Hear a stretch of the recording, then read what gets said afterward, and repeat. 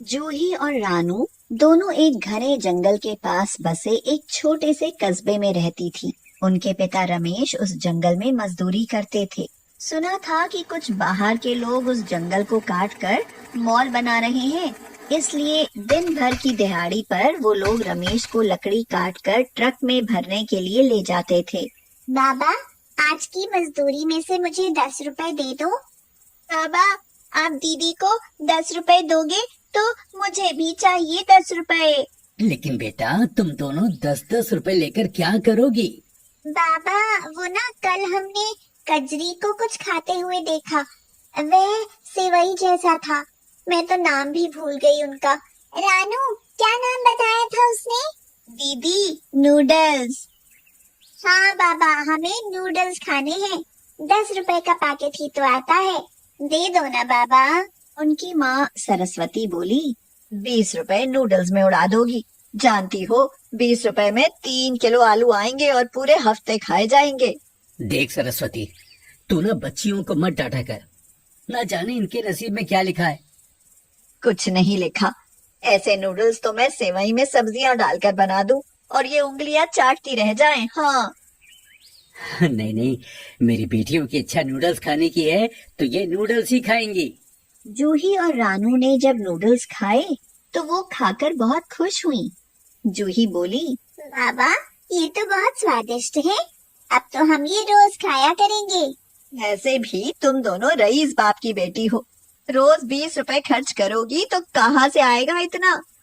आज के बाद तुम्हारा जब भी नूडल्स खाने का मन होगा ना, तो मैं घर में ही बना दूंगी, समझी? और आप अब काम पर जाइए, समय ज्यादा हो गया है। रमेश जंगल में चला गया।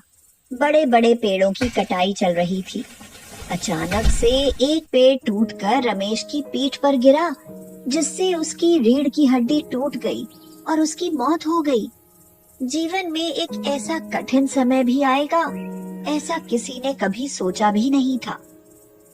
अभी रमेश को 4 दिन ही गुजरे थे कि सरस्वती के ज्यादा चिंता करने से उसका रक्तचाप बढ़ गया, जिससे दिमाग की नस फटने से उसकी भी मौत हो गई।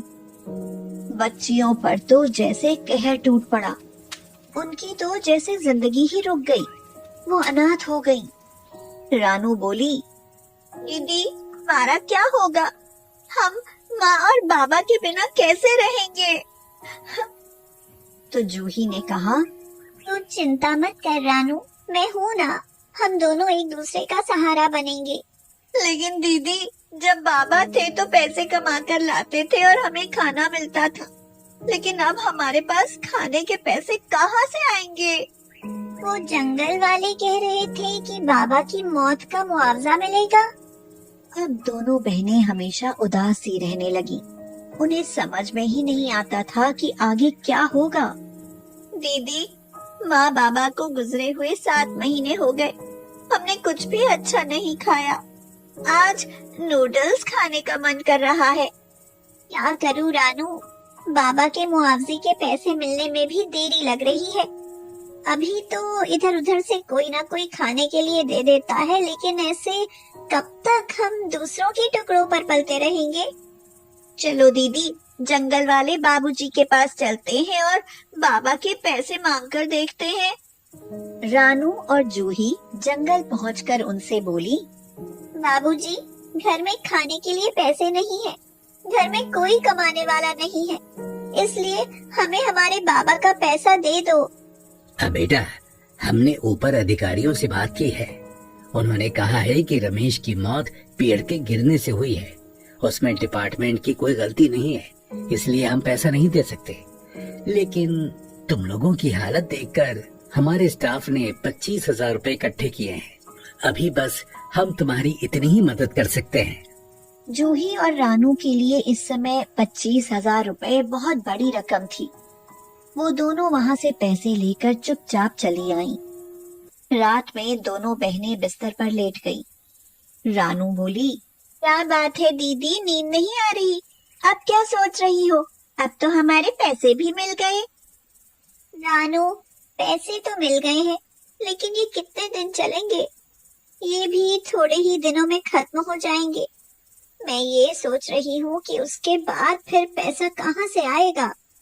अरे दीदी, ये तो मैंने सोचा ही नहीं।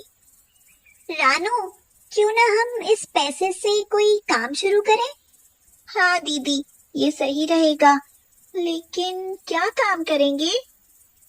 चल कल सोचते हैं, अभी सो जा। कल तेरे लिए नूडल्स बनाऊंगी। रात बीत गई, सुबह हुई। दोनों बहनों ने काम निपटा लिया। रानू बोली, दीदी भूख लगी है, अब तो नूडल्स बना दो ना। तू बैठ जरा, मैं बनाती हूँ। झटपट 5 मिनट में नूडल्स तैयार हो गए। रानू ने कहा, दीदी आप जो नूडल्स बनाती हो उनकी बात ही कुछ और है। उनका स्वाद बहुत ही अलग होता है। मन करता है कि खाती ही रहूं। काश तुम्हारी नूडल्स की एक दुकान होती तो मैं दिन में कई बार खाती। अरे, आप फिर से सोचने लगी? हाँ रानू, मैं भी सोच रही हूँ कि हमारी नूडल्स की दुकान हो और तुमको मैं पूरे दिन नूडल्स ही खिलाती रहूं। रानू, माँ तो मैदे के नूडल्स घर में भी बना लेती थी, लेकिन मुझे उसका मसाला याद नहीं आ रहा। पता नहीं माँ उसमें क्या क्या डालती थी जो एक बाजार जैसा स्वाद आ जाता था। मसाला बनाना तो दीदी मुझे याद है, क्योंकि अक्सर मैं ही माँ को मसाले निकाल कर देती थी। अरे वाह, फिर तो बात बन जाएगी। लेकिन आपने सोचा क्या है, जरा मुझे भी तो बताओ। यही कि अब हम नूडल्स बनाकर बेचेंगे। अपने बाबा के मिले हुए पैसों से वो नूडल्स और सामान खरीद लाईं। उन्होंने एक ठेले पर सारा सामान लगाया और नूडल्स बेचने लगी। स्पाइसी, चटपटे, बच्चों के लिए, बड़ों के लिए, आइए नूडल्स खाइए, आपकी अपनी चलती फिरती दुकान। एक आदमी बोला, हाँ, कैसे हैं नूडल्स? जरा हमें भी दिखाना। तो जूही ने कहा, बाबूजी 20 रुपए की प्लेट है, देखिए नहीं, खाइए और अच्छे लगे तो घर के लिए भी ले जाइए। लाओ, एक प्लेट दे दो। लो बाबूजी। वह आदमी उंगलियां चाटता हुआ बोला, वाह वाह वाह वाह, क्या बात है, बहुत ही बढ़िया लग रहे हैं तुम्हारे नूडल्स तो। हमारे यहाँ काम करोगी? आपके यहाँ? हाँ, मेरे यहाँ चाय की दुकान है। मैं चाहता हूँ कि तुम मेरी चाय की दुकान के सामने ठेला लगाओ। उससे तुम्हारे नूडल्स बहुत बिकेंगे, क्योंकि मेरे यहाँ चाय पीने बहुत से ग्राहक आते हैं। कुछ नूडल्स के ग्राहक बढ़ेंगे और कुछ नूडल्स की वजह से चाय के। रानू और जूही को ये तरकीब अच्छी लगी और अगले दिन उन्होंने वहां चाय की दुकान के सामने अपना ठेला लगाया। देखते ही देखते वहां ग्राहकों की लंबी लाइन लग गई। उनके नूडल्स कम पड़ गए। अगले दिन उन्होंने और ज्यादा नूडल्स बनाकर रखे, वो भी सारे बिक गए। जूही और रानू बहुत खुश थीं। उनके नूडल्स इतने बिकेंगे, उन्हें उम्मीद नहीं थी कि उनकी इतनी बिक्री होगी। और साथ में चाय वाले की बिक्री भी होने लगी। कुछ दिनों बाद जूही और रानू के नूडल्स की तारीफ एक होटल तक पहुंची। उनसे होटल के मालिक ने पूछा, बेटी, क्या तुम ये नूडल्स हमारे होटल में बनाओगी? मैं तुम्हें यहाँ से 4 गुना ज्यादा दाम दूंगा। दोनों बहनों की खुशी का ठिकाना न था। वो बोली, हम जरूर काम करेंगी। अब वो दोनों होटल में नूडल्स बनाती थी। कुछ महीनों बाद जूही के मन में एक विचार आया। आखिर कब तक हम दूसरों के लिए काम करते रहेंगे? क्यों ना हम अपना एक रेस्टोरेंट खोलें, फिर रेस्टोरेंट भी अपना और बचत भी अपनी। उन्होंने एक अपना रेस्टोरेंट खोला। रानू, कुछ ही सालों में हमारा इतना अच्छा काम चलने लगा है और चारों तरफ हमारा बहुत नाम हो गया है। माँ बाबा हमें वहाँ से देखते होंगे तो बहुत खुश होते होंगे। तो रानू ने कहा, हाँ दीदी, वो देखकर कहते होंगे कि उनकी अनाथ बेटियां अब नूडल्स बनाकर पैसा और नाम दोनों कमा रही हैं। रानू, ये नूडल्स की सफलता अनाथ बेटियों के माँ बाबा का ही आशीर्वाद है। फिर दोनों बहनों ने माँ बाबा को प्रणाम किया और अपने काम में जुट गईं। अगर हिम्मत हो तो अनाथ भी खुद को बुलंदियों तक ले जा सकते हैं।